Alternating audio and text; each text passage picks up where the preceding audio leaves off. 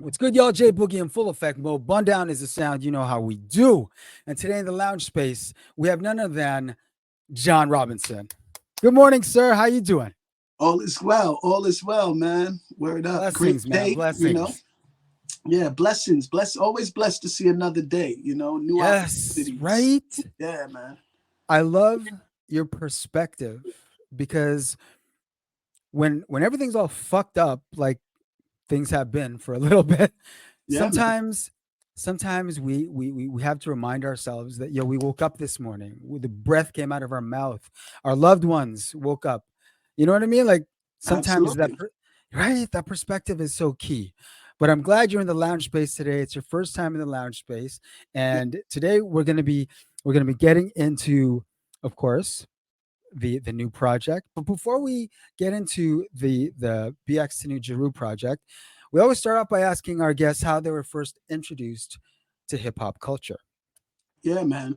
And you know what? I love this question because I feel privileged answering it. And, the reason being, I'm originally from the South Bronx, New York, the Mecca. The And Mecca, hell yeah, so growing up, I feel like it's always been there. It's always been around me, right? yeah. My introduction, if I were to go deep as I can remember, would be the colors, the trains. I was Okay, from that era. I used to call the trains the yeah, fast bus, yeah, rocking as a shorty with mom. And, just the trains were bombed. But yeah, to a young kid, we didn't understand what was happening. We didn't know what graffiti was yet. We just saw colors and art and just, style everywhere. And it was normal for us. So the colors is definitely a part of my beginnings. And then, things like the block parties, there were park jams around the way. There were block parties, you know, um, and I'll leave with a vivid memory of a guy. My mom we didn't live in the projects. We lived on Forest Avenue up the street from Forest Houses, projects where Diamond D is from, where Lord Finesse is from, Fat okay, Joe's from that area, etc. And my mom had a lot of friends there. So we're in the elevator and there's a guy with a boombox on. So, he gets in the elevator, he turns it off, but he had headphones plugged in his boombox. And he's like, yeah, somebody say Chiba. And I was like, Chiba. And I'm yeah, 3, yeah. 4 years old. And my mom smacked me in the mouth. Like, what are you saying? And, from that day, I was like, why'd she hit me? I don't understand. But as I grew, so it's those moments, right? Just being in the neighborhood, being in the community and seeing it blossoming from that late 70s, early 80s perspective, So, yeah, Yeah. that was the That's first. That's awesome, man. I love that you share that. You know what I'm saying? Because you're able to share the perspective that not a lot of us were able to see. You know Yeah, what I mean? yeah, man. And I'll say this too. The song that I always think of is Curtis Blow, AJ Scratch. So it's Okay. like, AJ. And it Yes, was, sir. for a young kid, in the Bronx, just those first bars, the up in the Bronx where the people are fresh. There's one DJ, and we're like, yo, we in the Bronx, we fresh, and it was Yeah, just like man. an anthem for the BX. And that's one of the tunes I remember really embracing early and just chanting and loving, as a kid. I hear that. I hear that. So, how did you come upon the decision to participate actively in the culture via a rhyme book? Yeah, you know what? It started with other elements first. I feel like a Okay. lot of us, we were dancing. We were like, Okay. using the thrown out refrigerator boxes and taping them, Yeah, man. creating a dance floor and just, dancing. Yes. Yes. Movies like Beach Street, movies like Yes. Breaking, those early films kind of Hell show yeah. a glimpse in, and we wanted to do that. We wanted to be like Lee and them from Beach Street and, Yes, sir. the Rocksteady crew. We wanted to be like, Turbo, Boogaloo Shrimp out west, and just Ozone, and that whole dance culture was so huge as a part of Yeah. the beginnings. And I think fashion too, that's not talked about enough. Mhm. Like Mhm. we were all, putting fat laces in our sneakers, putting Yes, tats sir. on the back of our Adidas, and trying to get some kazals and just all this fashion that necessarily wasn't made for urban hip hop life, but we changed Exactly. it, hacked it, and made it ours. So that's a big part of it too. But in terms of the writing, for me, it started, I was about 10 years old, and I had this writing class, this teacher who was just, I feel like she, as I can remember, she wrote a couple books. So she was really heavily into writing, and we would have these creative writing sessions. And it started for me like living with my grandfather by this time. He would let us watch, or he would fall asleep and we'd be watching Miami Vice and all these shows that were way over what we should be watching at 10 Right, years right, old. right. So I feel like I started like taking in all this stuff and putting it in these creative writing stories. So I can remember writing this story called Miami, It's the Greatest. Never been to Florida, never been to Miami, but I'm talking about the blue ocean waves and the pink flamingos and the palm trees. And Right. I'm 10 and the teacher's reading this like, yo, bro, where are you getting this from?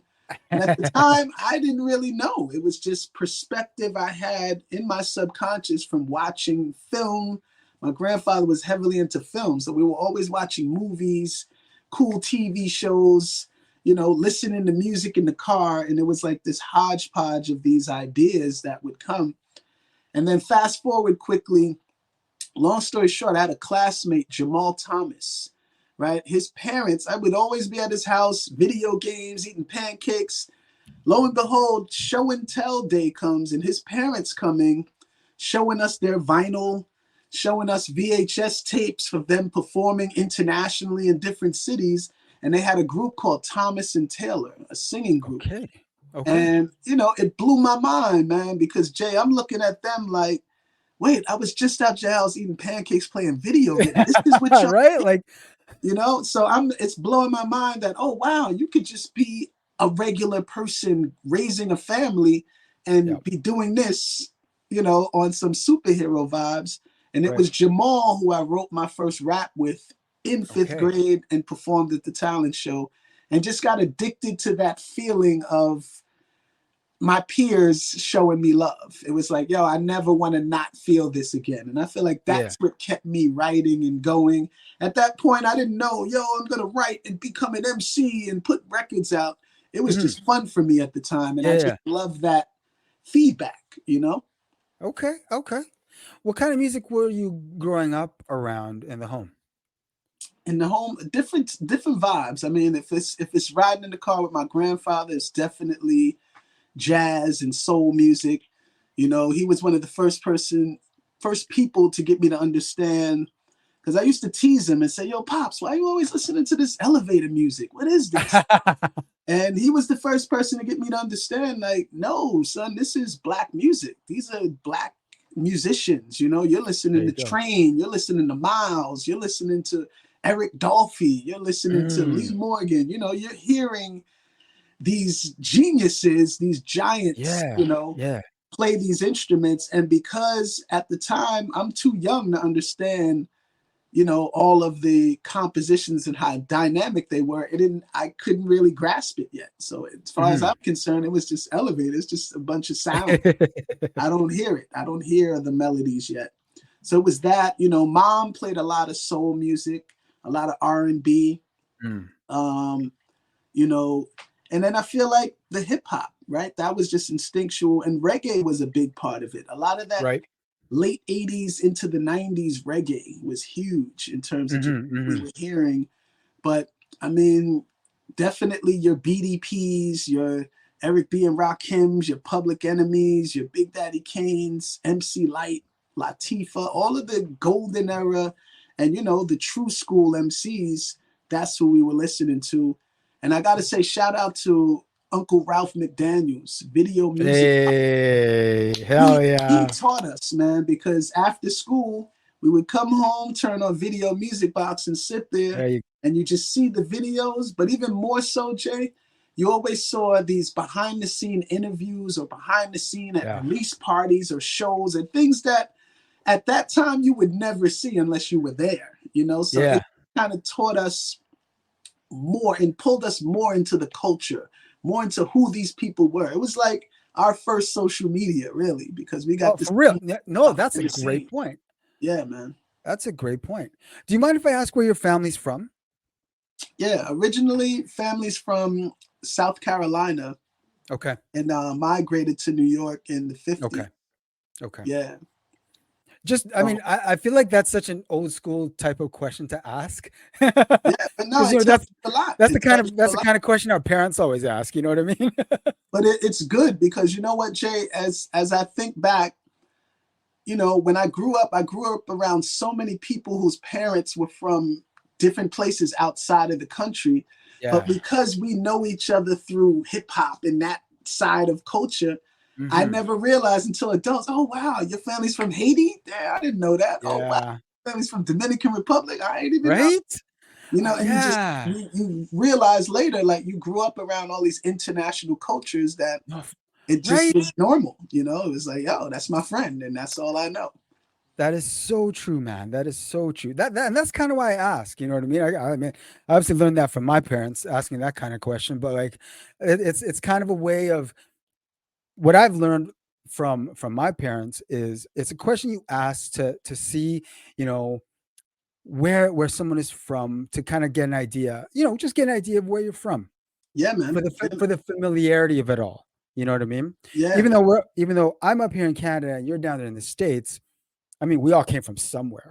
You know what I mean? definitely. Yeah, we got here somehow, some way, and I'm definitely part of that. My family lineage is part of that great migration from the South. There you Going up go. north There you go.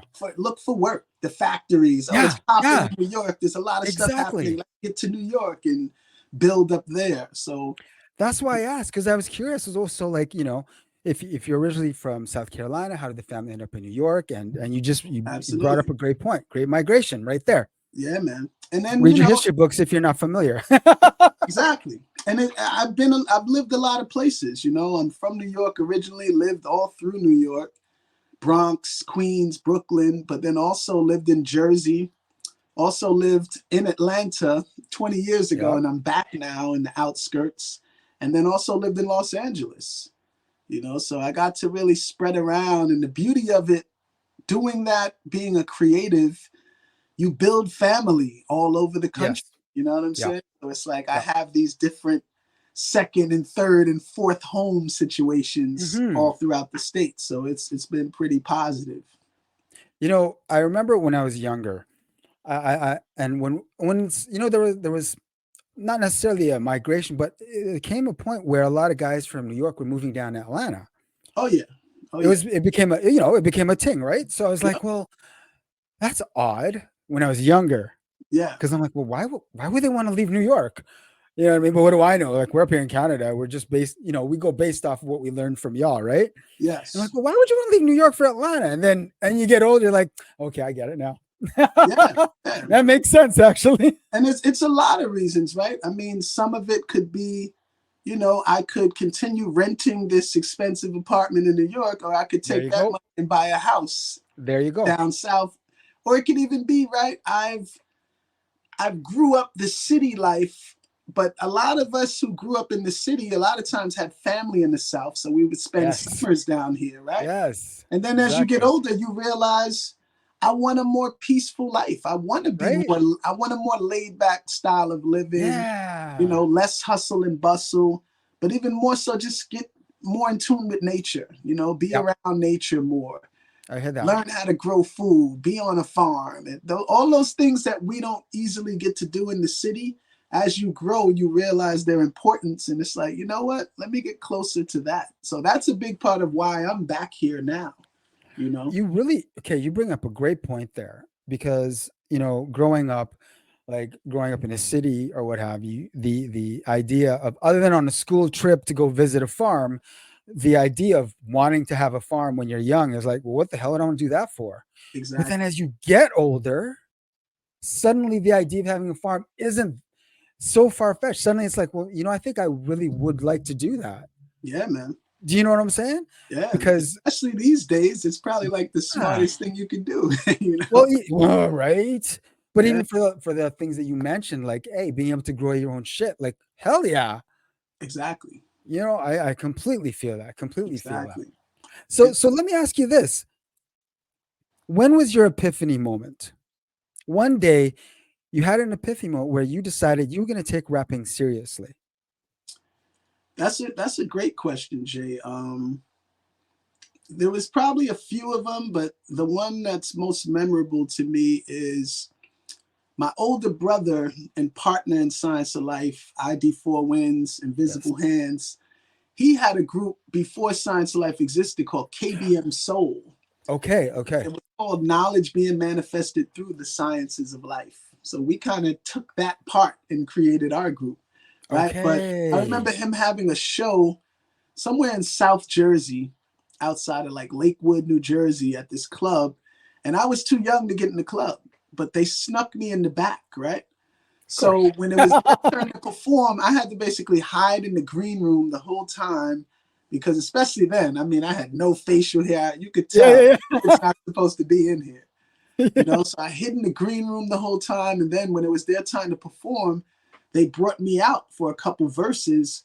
And the response from that had my wheels turning like, Okay. I think this is something I want to do. Like, Yeah.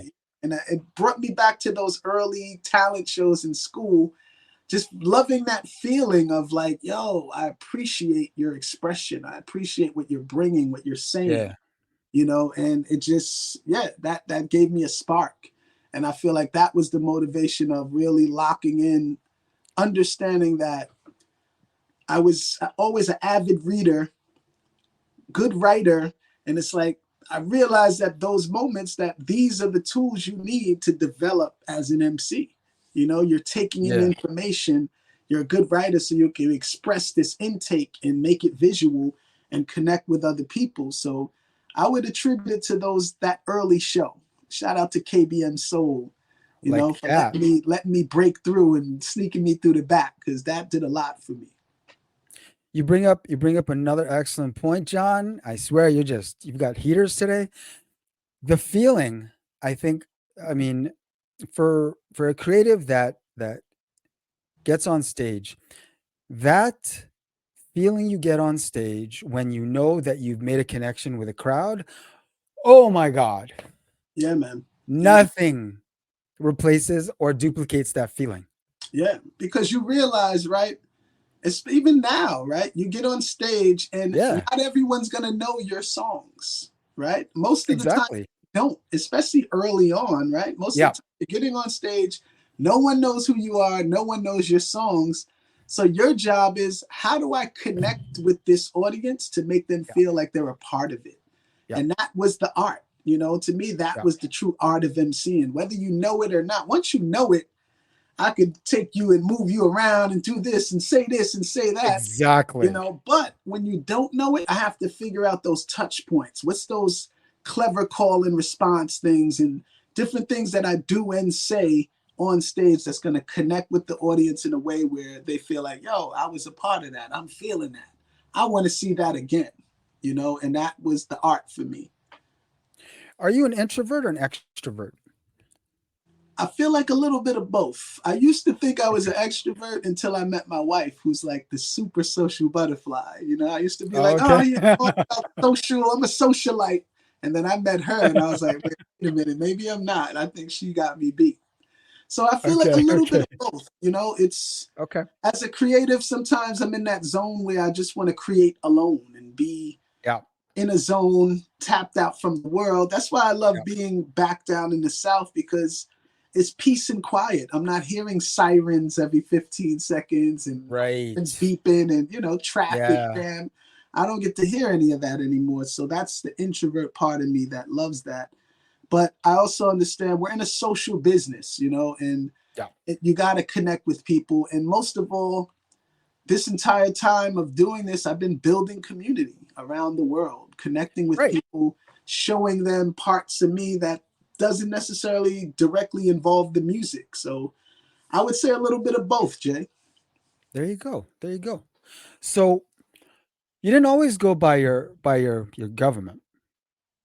No, You used to go by a little side. Why did you decide to switch?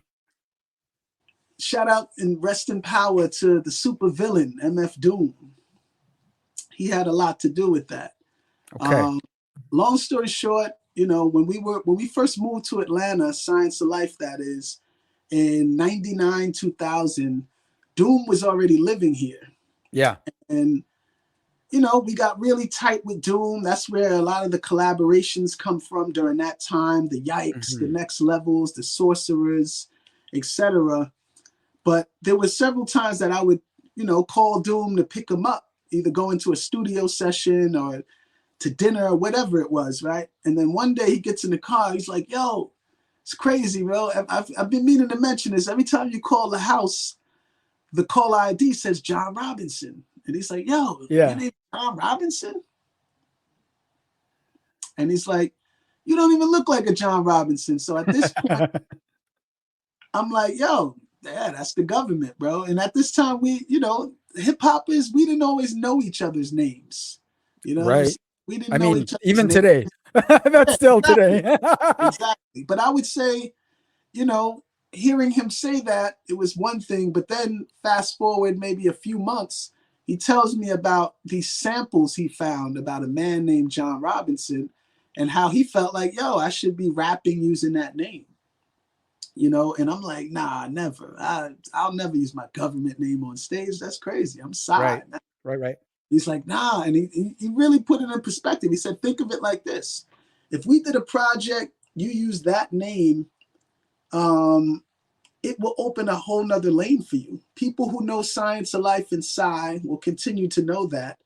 True. They may not catch up to John Robinson. Us working True. together creates this new lane.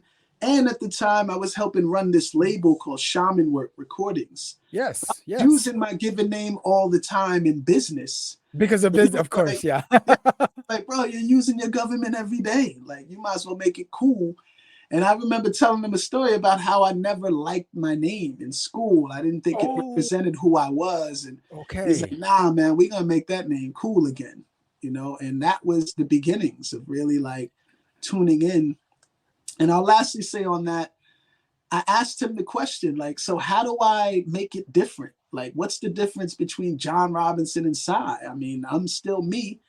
And he Yeah. said, you know what? With John Robinson, for the most part, not to say every single time, it depends on you, but take away the ad libs, make it more personable. He said, Psy in Science of Life raps in the studio like he's on stage. There's ad libs, there's accents, there's, Hmm.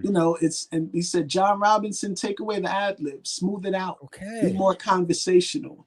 And he Okay. said, to all the Doom lovers out there, he said, if you listen to my music, there's no ad libs because people don't talk like that. There's only one voice. And he said, that's That's true. why a lot of people, when they're hearing Doom, rhyme, it feels like I'm rhyming to you because I took away the ad libs. So it's really just Okay. personable conversation. I can dig it. I can dig it. Well, I mean, not like anything was wrong with the other side, but I think it's dope to use your government, to be honest. No, I appreciate it, man. I mean, I I do think now it's dope. too. It took me a long time to get here, but I love it. You know what, Yeah, Jay? man. The only times it's weird, right, is if I'm in if I'm at an event and there's people here, some might know me, some don't. Right. I Most people call me JR. I call myself Okay. JR, right? So I'm Okay. walking around this room like, hey, JR, JR, JR. Yeah, yeah, yeah. And then 15 minutes later, people coming back up to me like, yo, JR, you didn't tell me you were John Robinson? And I'm like, bro, I can't walk around the room saying my whole name every time I shake someone's hand. John Yeah, Robinson. man. So that's Straight the up, time man. where it feels kind of like, what do I do? Yo, there you go. I I love feel it. I that. love it. And it really did come full circle where, I made the government cool for me. Yeah, man. It works. Trust. It works. Definitely.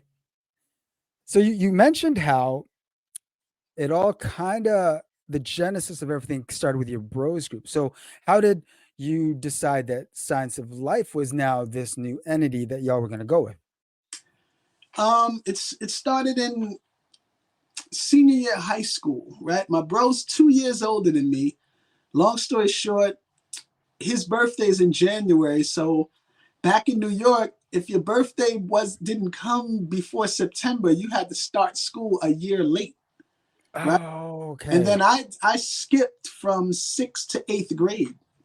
So from 8th grade to seniors in high school, we were in the same grade. So Okay. once we got to senior in high school, that's when we met our third member, Inspector Willoughby. Right. And at this time, we moved from the Bronx to Piscataway. Like Fat Joe said, Flo Joe, I could rock it this way, I could rock it that way, I could rock it all the way from Bronx to Piscataway. Yeah. Piscataway was this town in central New Jersey, kind of small town USA, but still close enough to the city where it had flavor. You know what Okay. I'm Okay. saying? So we meet Inspector Willoughby there, rest in power, and us being so alike, it kind of formed this bond. And by the time we graduated high school, at this point, we realized, now we want to record. We want to like find our voices and do this thing. And I Yeah. feel like it was in those sessions of like, rest in power to Don Q. We'll get into the BX to New Jeru release because he's the producer of most of that music. Okay. But working and connecting with one of our first producers, Don Q, who's also from Jersey, he helped us find our studio personas and our voice and just understand the recording techniques, what Right. beats and sounds worked well with us, etc. And I feel like it was in those early sessions, because we were, before Science of Life, we were GBS, God Body Science, right? Okay.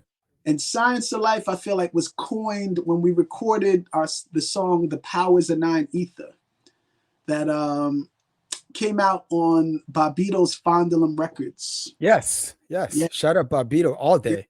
big shout outs to Bobbito. Hell And yeah. and that was really, the point that really kind of had us like, yo, we all three need to be a group, but what do we call it? God Body Science is cool, but we need something more universal that just represented, globally and represented Mhm. people everywhere, not just a boxed in perspective, So Science of Life was the name we chose outside of just really brainstorming on names. We went back to my brother's original group, KBM Soul, and brought that back, the Science of Life part, the soul part.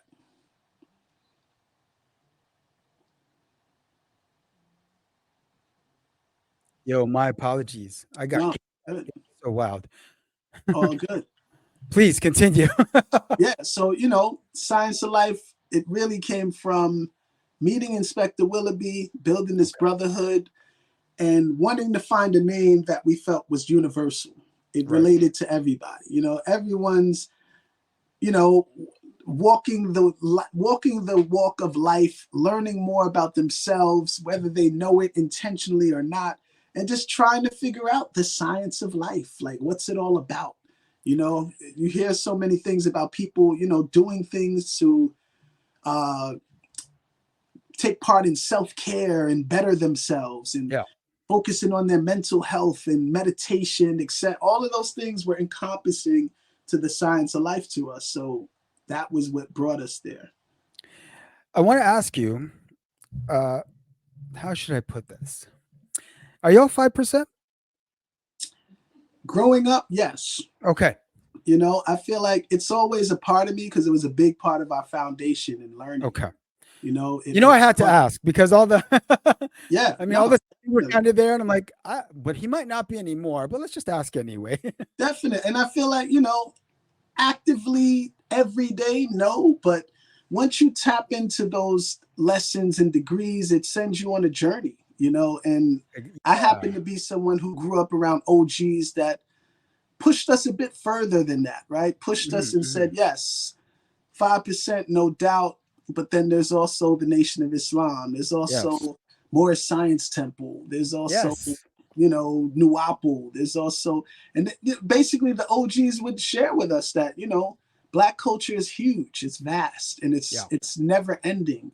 So really your job here on the planet is to gain as much knowledge as you can and share as much as you can so that it continues, that we keep digging, we keep furthering our information and finding more about ourselves, but more so just empowering ourselves, empowering our communities to just be productive, positive, next level humans. You know what I'm saying? That Mhm, was mhm. vibes, and that's still the vibe. So shout out and peace to the gods and earths everywhere on the planet, because that, yeah, that was a strong part of our foundation, and just opened us up to be more aware, to want more knowledge about where we come from, who we are, and it brought a certain pride and, Yeah. positive essence to ourselves. So yeah. Yeah, for real.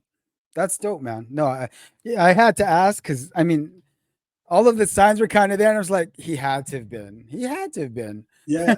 Oh yeah, absolutely. Absolutely. Solid, solid. So let's talk about so you mentioned Powers of Nine Ether on Fondle Em. Yep.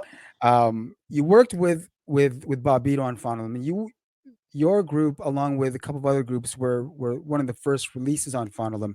What was it like during that time frame to Yo, be to be with the roster that was on there, with the people you're working with, and with being who you were? What was it like? Just if you could take us back just a little bit, just take us to what it was like back then.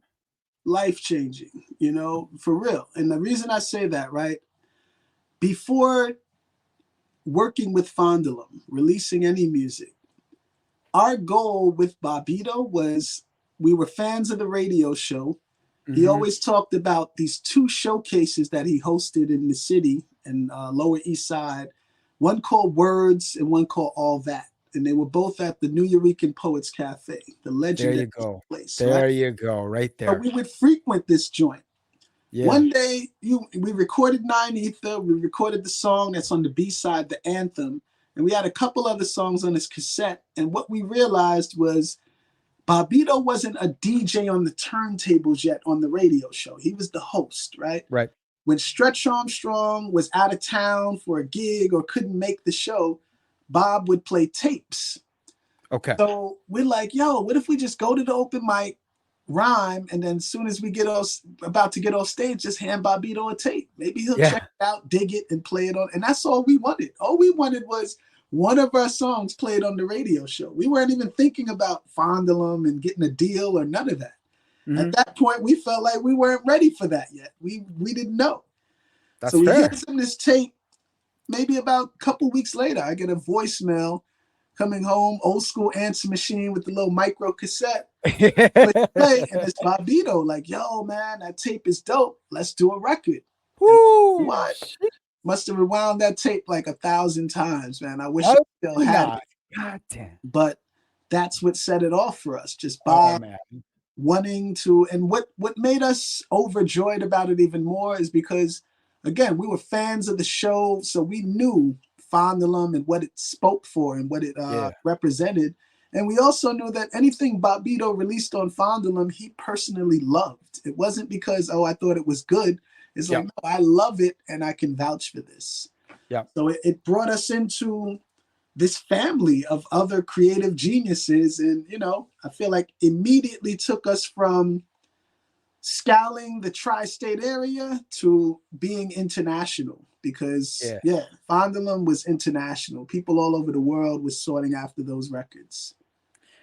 I really want to give you and Science of Life, the entire crew, your flowers, because back then, we all know what I think we're all old enough to know what, the generational shifts in hip hop and what have you.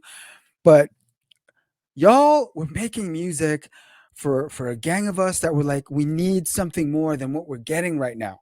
Yes. You Yes. feel me? We Yes. need something more than what we're getting right now. Like, don't get me wrong, we're digging what we're getting, especially up here in Canada, because we were just fiends up here. Everything that's coming out of New York was like, gotta get it, gotta get it. But it honestly came to a point where it's like, okay, so like, what else? You know what I'm saying? Yep. And Yep. y'all, what else? Straight up, No, thank you, man. for Thank you. real, man. You guys were such a breath of fresh air. You know what I mean? Yeah, I think a big part of that, Jay, was we were making music for ourselves. We Hey, weren't trying to make music we thought people would like. there We you were go. just doing what we did, Hmm. and it landed well. And I think because of that, and I still keep that with me, right? I feel like it's, Hmm. and not to sound like, oh, forget about the people, but one of my personal creative principles are the audience comes last. And what I It's mean by true. that is, I'm not going to force feed you something I think you want. Thank I'm you. going to do what I've always been doing that attracted you to me in the first Thank you. place, and just create. And guess what? Understand that it may not land well with everybody, but whoever it lands well with, that's who it's for. You know, Exactly. word up. I love your thinking, man. I Yeah, love that. I think a lot of creatives really get, and it's not necessarily their fault. We're in a social media world now. You know what I'm exactly. saying? It's everywhere. It's not necessarily anyone's fault, but I think people really get caught up too much in like, yo, but this is what's popping now. So you know, we gotta do this. You know what I mean? And it was present back then too, mind you.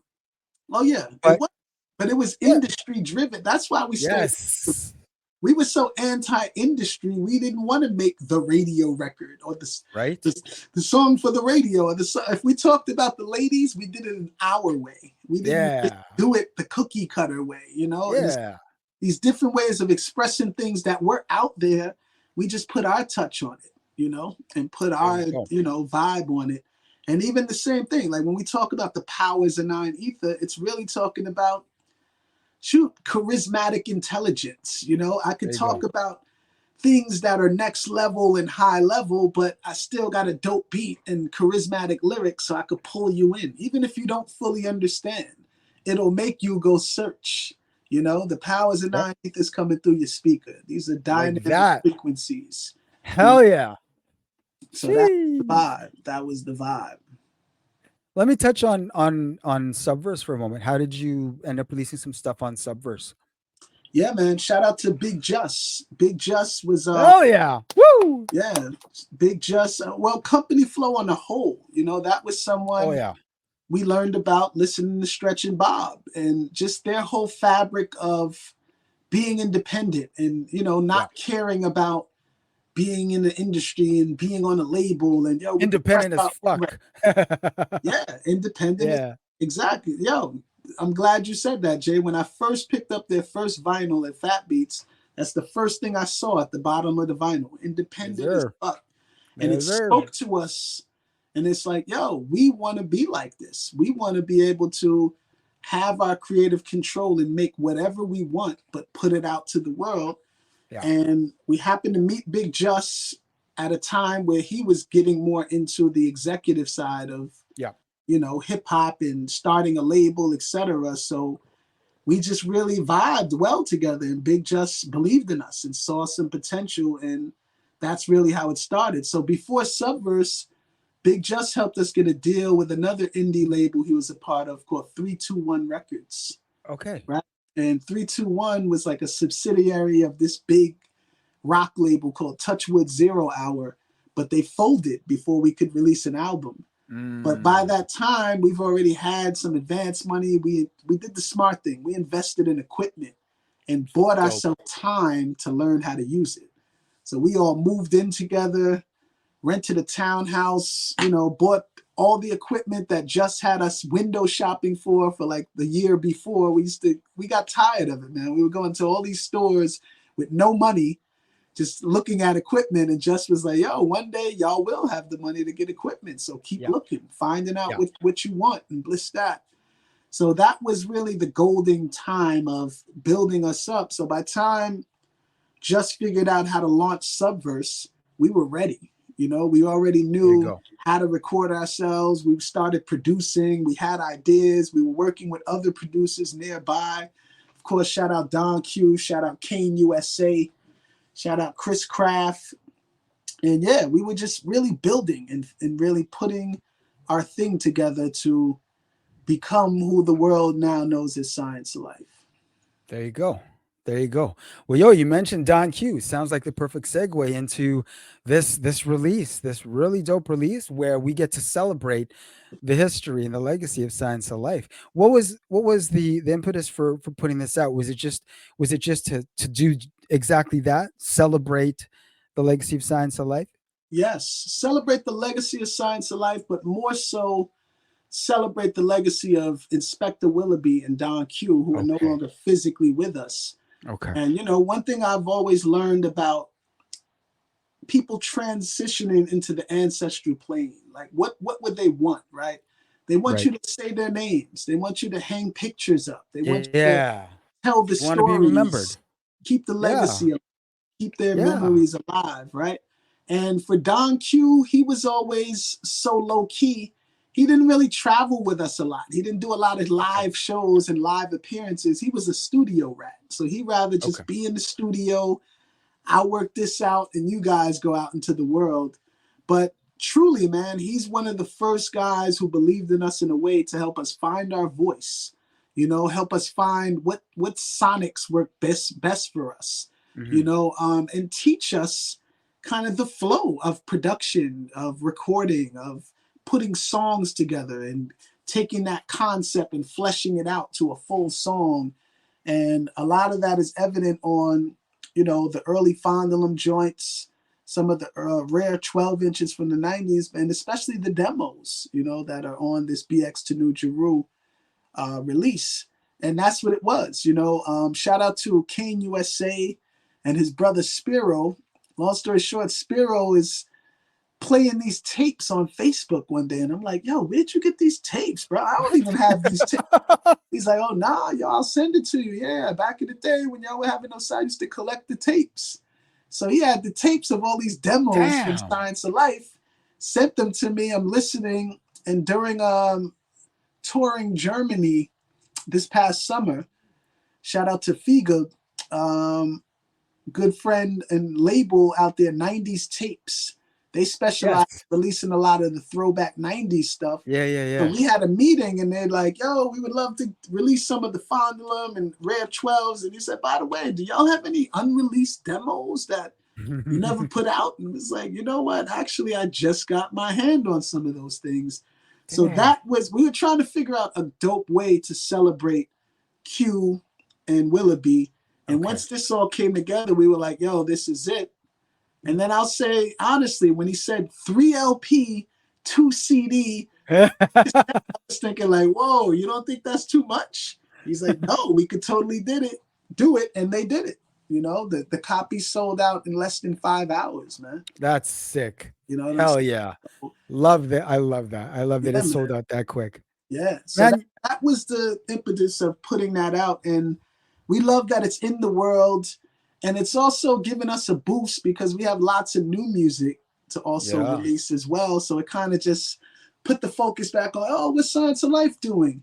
Once this starts to sizzle down, we'll start releasing the other stuff and just keeping it going.